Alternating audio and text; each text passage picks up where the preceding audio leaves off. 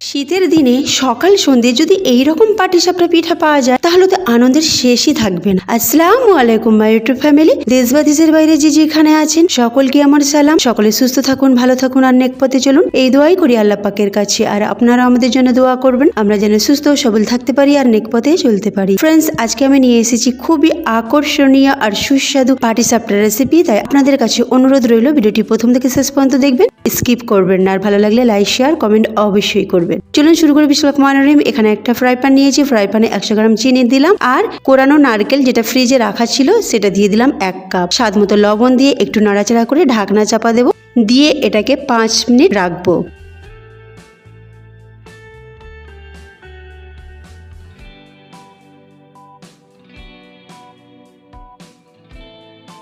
পাঁচ মিনিট পর ঢাকনাটা খুলে একটু পানি দিয়ে নাড়াচাড়া করে নিলাম।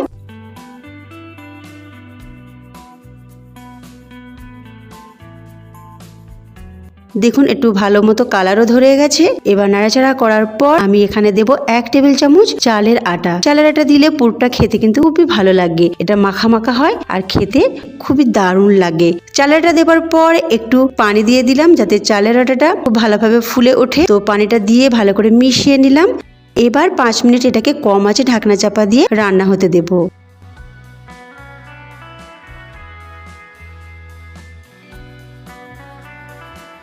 5 মিনিট হয়ে গেছে, ফিরে এলাম। এটা একেবারে মাখা মাখা হয়ে গেছে, দেখি বুঝতে পারছেন। আর এর কালারটাও দারুণ এসেছে, মনে হবে যেন গুড় দিয়ে তৈরি করা হয়েছে। তো এটা এক সাইডে সরিয়ে রাখছি। ওদিকে আমি একটা বোলে নিয়েছি, বোলেতে 1 কাপ ময়দা নিয়েছি। ময়দাটাকে চেলে নেব।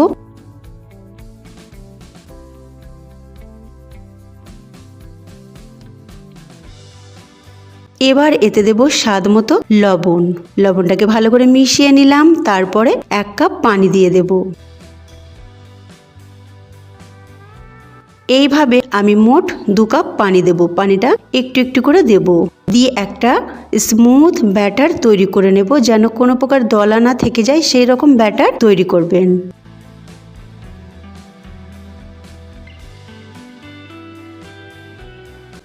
দেখি বুঝতে পারছেন ব্যাটারটা আমি কেমন বানিয়েছি, আর ব্যাটারের কনসিস্টেন্সিটাও একটু ফলো করে নেবেন। এবার এটাকে এক সাইডে সরিয়ে রাখলাম, আর একটা বোল নিয়ে নিলাম, তাতে 1.25 কাপ ময়দা নিয়ে নিলাম। ময়দাটাকে চেলে নিলাম। এবার এতে দেব লবণ স্বাদ মতো আর দেব 1 চামচ চিনি। এগুলোকে একটু ভালো করে মিশিয়ে নিলাম। এবার একটু একটু করে পানি দেব। প্রথমেই 1 কাপ পানি দিয়ে দিলাম, তারপরে এইভাবে নাড়তে নাড়তে আরও হাফ কাপ পানি দিয়ে দেব।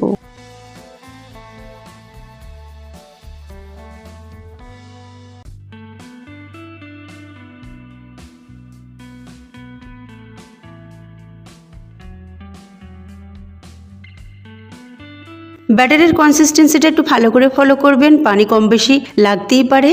তো এই রকম ব্যাটার হবে। এবার এই ব্যাটারে আমি মেশাচ্ছি বিটটাকে আমি একেবারে গ্রেট করে নিয়েছি, ফাইন করে। দেখি বুঝতে পারছেন কেমন গ্রেট করেছি, খুবই ফাইন গ্রেট করতে হবে। তারপরে 5 টেবিল চামচের মতো মিশিয়ে দিলাম।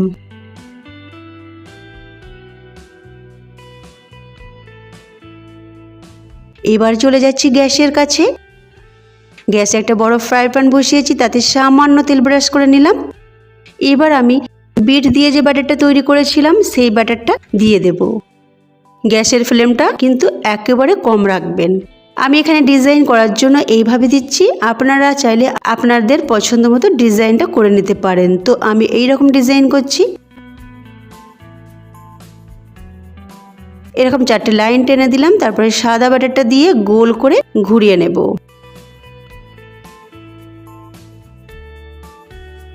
এবার পুরটাকে হাতে নিয়ে একটু লম্বা করে নিলাম, তারপরে এইভাবে দিয়ে স্প্যাচুলার মাধ্যমে ফোল্ড করে নিচ্ছি। খুব সহজভাবে হয়ে যায়, আর খেতে কি বলবো, খুবই দারুণ হয়েছিল এই পাটিসাপটাটি। অবশ্যই আপনারা এই রেসিপিটি ট্রাই করবেন। আর এই রকম পাটিসাপটা রেসিপি যদি আপনারা পেতে চান, উপরে আই বাটনে ক্লিক করবেন, ওখানে দেওয়া থাকবে। আর অ্যান্ড স্ক্রিনও দেওয়া থাকবে, সেখানেও ক্লিক করে দেখে নিতে পারেন। আর আজকের রেসিপি যদি আপনাদেরকে অবশ্যই ভালো লাগে তো প্লিজ লাইক শেয়ার কমেন্ট করবেন, তার সাথে সাবস্ক্রাইব করে পাশে থাকা বেল আইকনটি ক্লিক করবেন। তো ফ্রেন্ডস, আজকে এই মতোই রইল। আমি আবার ফিরে আসছি নতুন এক রেসিপি নিয়ে। আল্লাহ হাফিজ। এইভাবে পাটিসাপটা পিঠা বানিয়ে খেলে সব পিঠা ভুলে যাবেন। আসসালামু আলাইকুম মাই ইউটিউব ফ্যামিলি, দেশ বা দেশের বাইরে যে যেখানে আছেন সকলকে আমার সালাম। সকলে সুস্থ থাকুন, ভালো থাকুন আর নেক পথে চলুন, এই দোয়াই করি আল্লাহ পাকের কাছে। আর আপনারাও আমাদের জন্য দোয়া করবেন, আমরা যেন সুস্থ ও সবল থাকতে পারি আর নেক পথে চলতে পারি। ফ্রেন্ডস, আজকে খুবই মজাদার আর খুবই আকর্ষণীয় একটা পাটিসাপটা পিঠা নিয়ে এসেছি, যেটা বাঙালিদের সেরা পিঠার মধ্যে একটা অন্যতম পিঠা। পাটিসাপটা পিঠা কিন্তু কম বেশি করে সকলের বাড়িতে তৈরি হয়, তবে একবার আমার কথা রেখে এইভাবে একবার তৈরি করে দেখুন, দেখবেন সবাই আপনার তারিফ করবে। তো ফ্রেন্ডস, রিকোয়েস্ট রইল ভিডিওটি প্রথম থেকে শেষ পর্যন্ত দেখবেন, স্কিপ করবেন না। আর অনুরোধ রইল একটা লাইক, শেয়ার, কমেন্ট আর তার সাথে সাবস্ক্রাইব করে পাশে থাকা বেল আইকনটি ক্লিক করবেন। তো চলুন শুরু করি। বিসমিল্লাহির রহমানির রহিম। এখানে 100 গ্রাম চিনি নিয়েছি একটা ফ্রাই প্যানে, আর কম আছে চিনিটাকে আমি ক্যারামেলাইজড করে নিলাম, কারণ এরকম করলে এর পুরোটা খেতে কিন্তু খুবই ভালো লাগে আর তার সাথে এর যে কালারটা হয় দারুণ লাগে। এর কালার আর টেস্টের জন্যই আমি চিনিটাকে ক্যারামেলাইজড করলাম। তো চিনি ক্যারামেলাইজড হয়ে গেছে, এবার আমি নারকেল দিয়ে দিলাম কোরানো একটা গোটা, আর নারকেলটাকে নাড়াচাড়া করে নিয়ে তারপরে আমি এতে চীনা বাদামকে একটু ক্রাশ করে রেখেছিলাম 1 টেবিল চামচ দিলাম, আর দিলাম 1 টেবিল চামচ চালের গুঁড়া,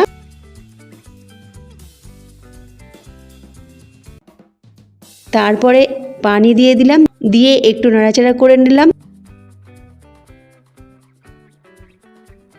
তারপরে এলাচের গুঁড়ো দিয়ে দিলাম, আপনারা চাইলে গোটা এলাচ ফাটিয়ে দিয়ে দিতে পারেন 1 থেকে 2টো। তারপরে একটু লবণ দিয়ে দিলাম, এইভাবে মিশিয়ে নিয়ে এবার ঢাকনা চাপা দিয়ে 5 মিনিট রেখে দেবো, যাতে চালের গুঁড়োটা খুব ভালোভাবে সিদ্ধ হয়ে যায় আর পুরটা খুব সুন্দর একটা মাখা মাখা তৈরি হয়ে যায়। তো 5 মিনিট এটাকে আমি কম আঁচে বসিয়ে রাখবো, ততক্ষণ অন্য কাজগুলো করে নিই।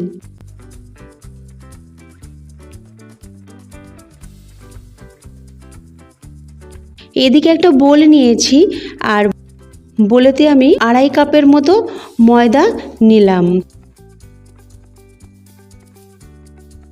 আর এই ময়দাটাকে আমি পানি দিয়ে এটাকে একটা ব্যাটার তৈরি করে নেব। প্রথমে আমি প্রায় 2 কাপের মতো পানি দিয়ে দিলাম, দিয়ে এটাকে এইভাবে নাড়তে থাকবো।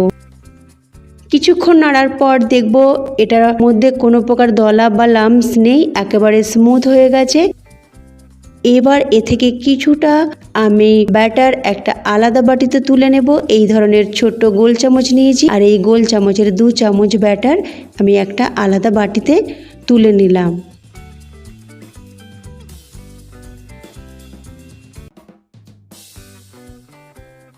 এবার এই ব্যাটারে আমি আর একটু পানি দিয়ে দেব, এই গোল চামচটার 2 চামচের মতো পানি দিয়ে দিলাম। এই ব্যাটারটা খুব বেশি ঘন হবে না বা খুব বেশি পাতলাও হবে না, একেবারে মাঝারি হবে। আমি আপনাদেরকে দেখিয়ে দেব কেমন হবে, আপনারা একটু ফলো করে নিন। দেখছেন ঠিক এই রকম হবে। তাছাড়া আমি চামচের পিছনে দাগও টেনে দেব, দাগটা কোনো মতেই মুছবে না। তো তার আগে আমি একটু লবণ মিশিয়ে দিলাম, লবণটা আপনারা আপনাদের স্বাদ মতো দিয়ে দেবেন। লবণটাকে খুব ভালো করে মিশিয়ে নিলাম, তারপরে চামচের পিছনে আঙুল দিয়ে একটা দাগ টেনে দিলাম। দেখুন এবার চামচটাকে আমি নাড়াচাড়া করছি, কোনো মতেই কিন্তু চামচের দাগটা মুছে যাচ্ছে না। তো এই রকম ব্যাটার তৈরি করে নেবেন। তবে পাটিসাপটার ব্যাটার খুব বেশি পাতলা হয় না আর বা খুব বেশি ঘন হয় না, সেদিকটা একটু নজর রাখবেন। আর যেই ব্যাটারটা আমি তুলে রেখেছিলাম সেটা একটু নাড়াচাড়া করে নিলাম, আর এদিকে আমি বিটের জুস করে রেখেছিলাম। এই যে চামচটা দেখছেন, এই চামচের 1.5 চামচের মতো বিটের জুস আমি নিয়ে নেব, এটা কালার করার জন্য। তাছাড়া বিট আমাদের স্বাস্থ্যের জন্য খুব ভালো।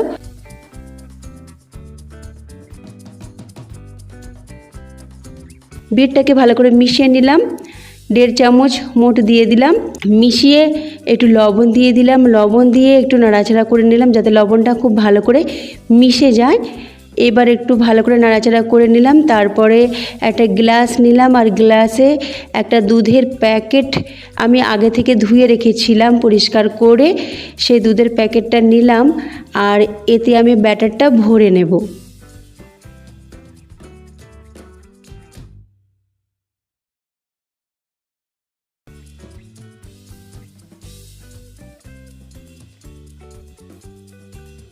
ব্যাটারটা ভরা হয়ে গেছে, এইভাবে নাড়াচাড়া করে এবার খুব ভালোভাবে টাইট করে এটাকে ঘুরিয়ে নেব, তারপরে গার্ডার দিয়ে এটাকে বেঁধে নেব। খুব ভালোভাবে টাইট করে এটাকে বাঁধবেন।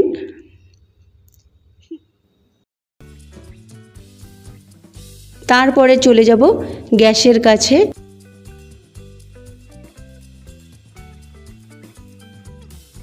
এরকম থাকবে আর এর মুখটা একেবারে ছোট্ট করে কাটবেন, খুব সাবধানে এর মুখটা কাটবেন। ওদিকে আমি যে পুরটা রেখেছিলাম 5 মিনিটের জন্য সেটা একদম রেডি হয়ে গেছে। এটাকে আমি তুলে নেব। দেখুন কত সুন্দর পুর হয়েছে, আর পুরটা খেতে কিন্তু খুবই ভালো লাগে, কারণ আমি ক্রাশ করা বাদাম দিয়েছি। আপনারা চাইলে এতে কাজু বাদাম, কিশমিশ এগুলো দিতে পারেন। বাদামগুলোকে ক্রাশ করে দেবেন। যদি দেন, যখন পাটিসাপটা আপনারা খাবেন মুখে লাগবে তখন কিন্তু খুব ভালো লাগবে। তো চেষ্টা করবেন বাদাম দেওয়ার, না দিলেও চলবে। তো এদিকে আমি ফ্রাই প্যান বসিয়েছি, ফ্রাই প্যানটাকে ভালো মতো গরম করে নিয়েছি। আর যে ব্যাটারটা আমি দুধের প্যাকেটে পুড়েছিলাম সেটা দিয়ে প্রথমে গোল করে নিলাম, গোল গোল করে একটা ডিজাইন করে নিলাম। তার উপরে 1 চামচ এই সাদা কালারের ব্যাটারটা দিয়ে হালকা হাতে নাড়াচাড়া করে নিলাম আর 1 মিনিটের মতো রাখলাম। যখন দেখব এর কাঁচা ভাবটা চলে গেছে তখন পুরটা হাতের সাহায্যে এইভাবে লম্বা করে নিয়ে তারপরে পাটিসাপটাটা উল্টে তুলে নেব। একদমই তেল লাগছে না, শুধু জাস্ট একটু ফ্রাই প্যানটাকে তেল দিয়ে ব্রাশ করে নিয়েছি।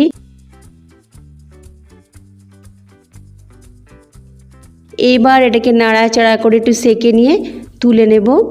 দেখুন কত সুন্দর লাগছে, দেখতে খুবই সুন্দর হয়েছে আর খেতে খুবই আকর্ষণীয় হয়েছে। এই ধরনের পাটিসাপটা যদি আপনারা কোনো অতিথিকে দেন, সত্যি বলছি তারা আপনার থেকে রেসিপিটা অবশ্যই জানতে চাইবে আর আপনার তারিফও করবে। তো ফ্রেন্ডস, এই রকম রেসিপি যদি আপনারা পেতে চান তো উপরে আই বাটন রয়েছে, আই বাটনে আমি দিয়ে রাখবো, আপনারা ওখান থেকে দেখে নিতে পারেন। আর তার সাথে ভিডিওর শেষেও আমি 2টি পাটিসাপটার রেসিপি দিয়ে রাখবো, যেগুলো আপনারা দেখে নিতে পারেন।